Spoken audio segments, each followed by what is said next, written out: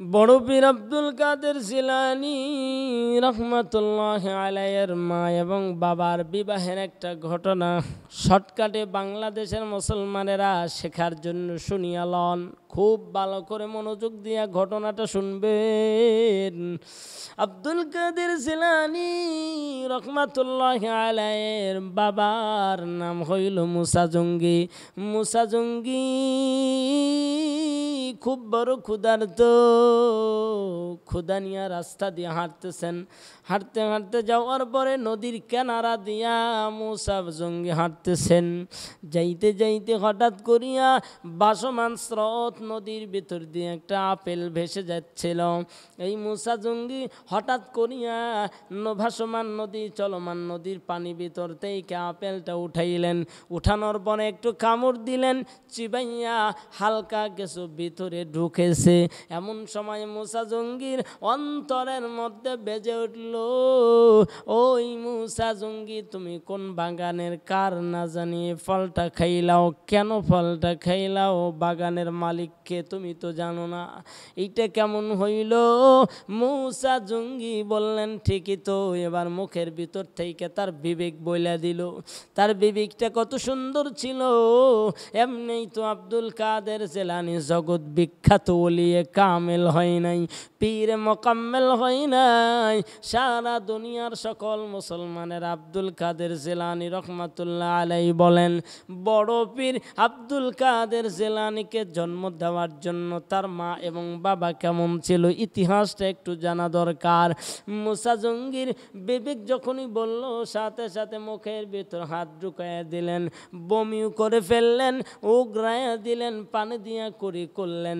আপেলের বাকি অংশটা দরিয়া নদীর কিনারা দিয়ে হাঁটতে হাঁটতে যাইতে যাইতে যাওয়ার পরে একটা আপেলের বাগান পেলেন। আপেলের বাগানের কিছু ডাল দেখা গেল নদীর ভিতরের দিকে চলে গেছে।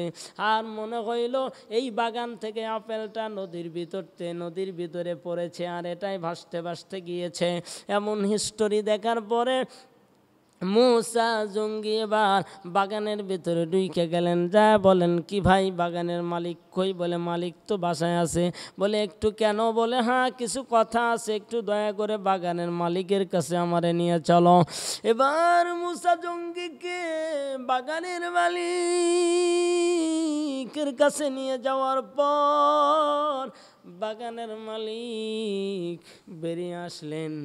ডাক দিয়া বলেন কি হয়েছে? বলে এই যে আল্লাহর বান্দা কি যেন বলতে চায়। আল্লাহর বান্দার হাতের মধ্যে একটা কামড় দিয়া আপেল, এই আপেলটা নিয়ে মুসা জঙ্গি আল্লাহর বান্দারে ডাক দিয়া বলেন, ও মালিক আপনার কাছে এসেছি একটু ক্ষমা ভিক্ষার জন্য।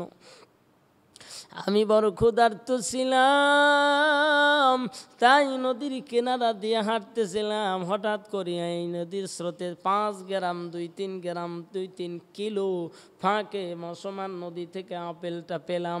আর আপেল আসলো থেকে এর সন্ধানে আসতে আসতে আপনার বাগান পেলাম। আমার যতটুকু ধারণা এই আপেলটা আপনার বাগানের হবে। আর তাহলে আপনার বাগানের হলে আপেলের মালিক আপনি, তাই দয়া করে যতটুকু খাইছি মেহরবানি করে আমারে মাফ করিয়ে দেন, আর এ বাকি আপেলটুকুন আপনি জমা নিয়ে নেন। বাগানের মালিক চিন্তা করলেন, আশ্চর্য কথা, হাজার হাজার কত আপেল না আমার বাগান থেকে হারায়া যায়, কেউ বলেও নেয় না। আর 3 কিলোমিটার পূর্বের থেকে এই আল্লাহর বান্দা আপেল ধরে নিয়ে এসে আমার কাছে ক্ষমা চাই, ছেলেটা নিশ্চয়ই সাধারণ হবে না। কত বড় আল্লাহওয়ালা, কত বড় আল্লাহর ভয় থাকলে বান্দা এমন করতে পারে। মুসা জঙ্গিরা যখন বলল হ্যাঁ আমি মাফ করতে পারি, কিন্তু কিছু শর্ত কি বলে এখানে সময় উল্লেখ আছে। কেউ কেউ 12 বলে উল্লেখ করেছেন, আমি 12 বললাম না। ইতিহাসের ভিতর আপনি দেখেন, এখানে মুসা জঙ্গি বাগানওয়ালা বললেন, বাবা আমি তোমারে ক্ষমা করতে পারি, কিছুদিন আমার বাড়িতে তোমার কাজকর্ম করে দেওয়া লাগবে। বাগান যে মালিক যখন এই কথা বললেন, মুসা জঙ্গি কিছুক্ষণ চুপ করে থাকলেন। থাকার পরে বললেন, হায় হায় এই যতটুকুন খাইলাম এতটুকুনের ক্ষমা যদি না পাই আল্লাহর আদালতে আমি কি জবাবটা দিব? মুসা জঙ্গি এমন টেনশন করিয়া বললেন, আলহামদুলিল্লাহ, তারপরে আপনি আমারে মাফ করিয়া দেন। ঠিক আছে, মেয়াদ দিয়ে দিলেন।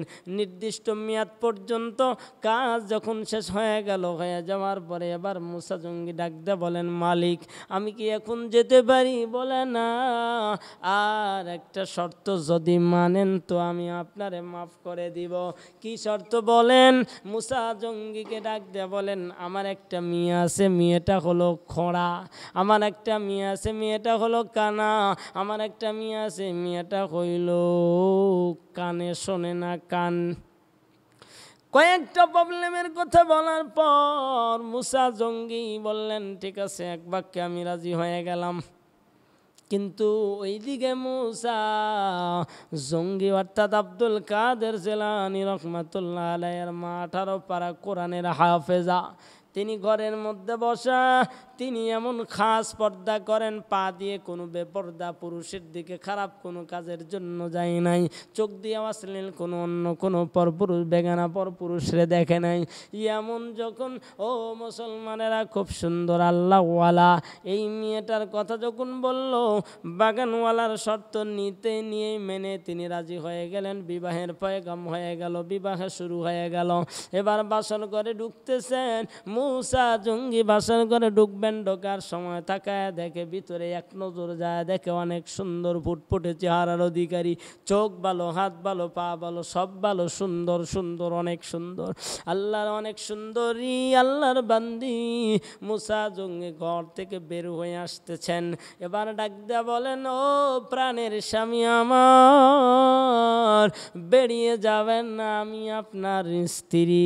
বলল, না, আমার শ্বশুর আব্বা যা শর্ত দিয়েছেন শর্তের সাথে মেলে নাই, তাই তুমি আমার স্ত্রী হতে পারো না। মনে হয় কোথাও ভুল হচ্ছে। আল্লাহর বান্দি ডাক দিয়া বলেন, না না, আল্লাহর বান্দাকে সই মানে না, দরজা বেরিয়ে চলে গেলেন।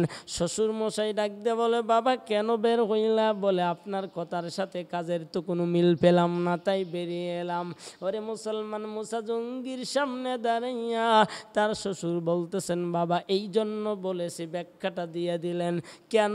কান দিয়ে কোনো অন্য কোনো অশ্লীল কথা বাক্য শোনে নাই, চোখ দিয়ে খারাপ কিছু দেখে নাই, এই জন্য উল্টো কিছু বলার পরে পরীক্ষা শেষ হয়ে গেল। এবার মুসা জঙ্গি আর ফাতেমা দুজন মিলে বাসর ঘরে আল্লাহর কাছে দোয়া করলেন। তাহলে একটা মিনিটের জন্য মেনে নেন, ফাতেমা কেমন অন্য কোনো বেপর্দা চলে নাই, বেপর্দা অন্য কোনো নারী অন্য কোনো মানে হারাম না পুরুষদের দিকে তাকায় নাই, হারাম কোনো কাজে যায় নাই, ঘরে বসে থাকতেন, কোরআন পড়তেন, ঘরের মধ্যে গোপনে গোপনে থাকাটা ফাতেমা পছন্দ করতেন। এই হলো মুসা জঙ্গির স্ত্রী আব্দুল কাদের জিলানী রহমাতুল্লাহ আলাইহির মা। তাহলে মা সন্তান, মা বাবা দুজন মিলে ভালো হইলে সন্তানও ভালো হয়।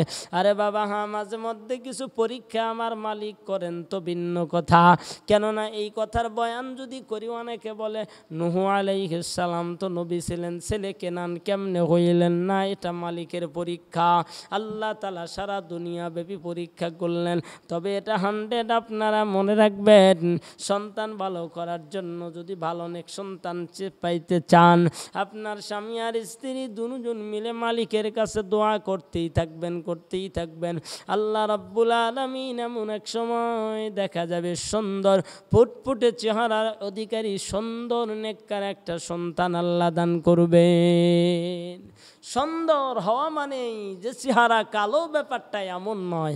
বেলালের মতো কালো মানুষ পৃথিবীতে নেই, কিন্তু আল্লাহ রাব্বুল আলামিন হযরত বেলাল রাদিয়াল্লাহু তাআলা আনহুকে এমনভাবে পছন্দ করেছিলেন, কবুল করে নিয়েছিলেন।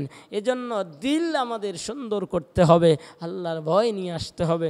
আল্লাহ রাব্বুল আলামিন আমাদের সাংসারিক জীবনটা যেন আব্দুল কাদের জিলানী রহমাতুল্লাহ আলাইহির মা এবং বাবার কাছ থেকে এইভাবে নওজোয়ান সততার সাথে আমাদেরকে যেন বর্তমান সময়ের যুবক যুবতীদেরকে হযরতে আব্দুল কাদের জিলানী রহমাতুল্লাহ আলাইহির মা এবং বাবার মতো নওজোয়ান যুবক যুবতীদেরকে আল্লাহ তাআলা বানায় দেন। আল্লাহ রাব্বুল আলামিন যেন তৌফিক দান করেন। আমিন। আসসালামু আলাইকুম ওয়া রাহমাতুল্লাহি ওয়া বারাকাতুহু।